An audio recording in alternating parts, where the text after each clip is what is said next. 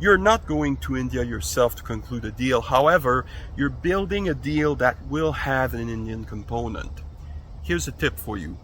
Do not underestimate the power of technical decision makers. You think that just because the ultimate decision maker is in the US or Europe that you're scot-free and then you can actually ignore the users? You better think again. I've seen sales where people that were in a technical decision maker capability, say in India, be basically ignored, thinking that, well, I'm in contact with the director or the VP and then he's my friend, so he's going to give me the contract.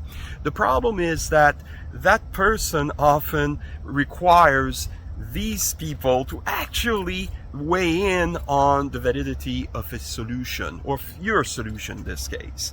And if their report comes back as being, well, it's going to be very difficult to use that tool because unfortunately it doesn't work for us, even if the other guy is your friend, that's probably not going to work. You have to recognize that there are economic decision makers. They're pretty important because they can say yes when everybody says no. However, they're loath of doing that. They would much rather other people saying yes as well. And guess what? The technical decision makers, sometimes they can say no when everybody else says yes, or at the very least they can have a dampening effect on your sales. So what does it cost really to ensure that all of your bases are covered?